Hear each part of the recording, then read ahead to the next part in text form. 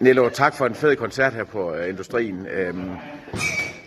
Jeg kunne mærke, I havde det sjovt op, eller er det helt forkert? Det er rigtigt. Jeg havde det sjovt, de andre havde det sjovt. Det kan man tydeligt se på, mærke på hinanden. Lige snart man kommer i gang med at spille, så kan man mærke, at vi er et stykke tid siden, vi har spillet sammen sidst. Vi tror, vi var i august, og så trænger vi bare til at spille sammen igen. Men så er vi ligesom sådan et par... Vi kommer på græs igen, så vi slår lidt med bagen og hopper lidt op og ned og springer lidt rundt. Ja, men man får nærmest forårskulder her i vintertiden. Det er pragtfuldt, Nello. Nello, hvad er det blues, det kan, som ikke andet kan? Altså, den, kan man sige, umiddelbare enkelhed gør jo, at der er masser af plads til, kan man sige, det individuelle udtryk, synes jeg. Det er jo traditionelt set sange fra ældre tid et eller andet sted, altså den tids singer-songwriting, vil jeg kalde mange af de gamle bluesnumre. De flytter sig jo med tiden,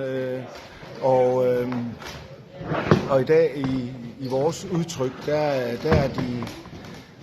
de glade, og det kan man sige musik, som vi bare elsker at spille. Der er plads til udtrykket, der er plads til det personlige udtryk. Ja, Nello, hvad det hedder?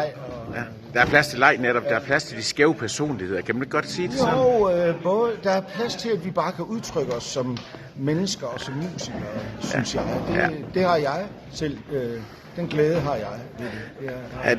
Det er også derfor, jeg blandt andet selv går til koncerten, Nello. Det er jo det der med at kan få lov til at høre jer musikere virkelig udtrykke, hvad I egentlig har lyst til at udtrykke med jeres instrumenter. Der er jo meget frihed i det, vi laver. Der er mange ting, der er aftalt, men der er også rigtig, rigtig meget, der ikke er aftalt. Og derfor så bliver vi jo inspireret af at høre på hinanden, når Uffe spiller et eller andet, som han ikke plejer at spille, så bliver vi jo glade, fordi man kan mærke, at han er i hopvejr, og de smitter bare rundt hele vejen. Det er ligesom en badebold, du står på stranden, ikke? Og den må ikke røre jorden, så du spiller den bare fedt til hinanden hele tiden. Ikke? Altså. Nello, hvad er det, der gør Industrien så specielt at spille Jeg synes, det er et fantastisk fedt lokale. Det lyder svinegodt hernede. Man har en kanon kontakt til publikum, og jeg synes, at publikum altid på en eller anden måde kommer her for at høre musikken. Ja. Det synes jeg kan mærke. Nello, det er hele vejen igennem et sted, som hænger godt sammen, altså fra booking til de frivillige, til maden, til lyd. Det hele er bare, det er fornøjelse af det her, fordi vi kan slappe af, vi kan koncentrere os om at spille. Ja. Nello, du har selv skrevet 2 af numrene her, som vi hørte her under koncerten. Ja.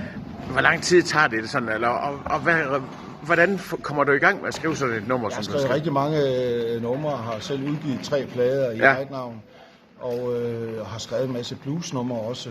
Og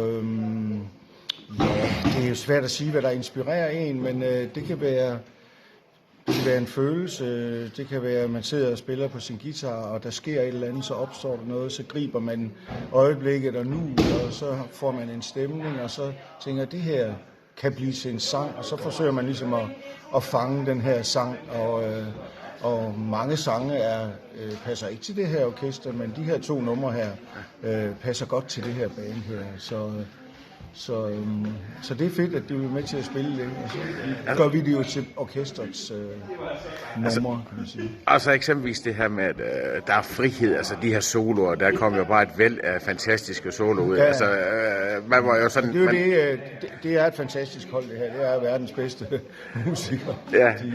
Altså man er jo, altså nu, når jeg forlader Industrien her, så vil jeg også sige, jamen jeg er fuld af glæde, fordi det er bare, altså man kunne mærke jeres energi sådan en aften. Ja.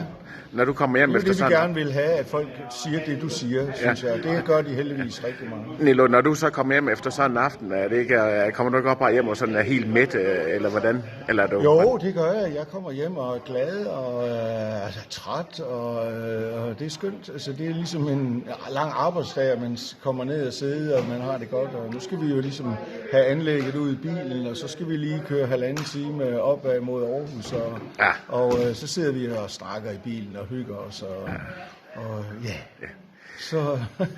Kære Nello, du har en scene, der skal pakkes ned, noget gear, der skal ud i bilen. Tak for din tid. Du giver en hånd, har du jo lovet. Ja, det gør jeg også. Jeg har et par hænder, så det gør jeg lige. Vi må hellere i gang. Jeg skal vise dig, hvor det står, så ses vi. Ja, vi ses.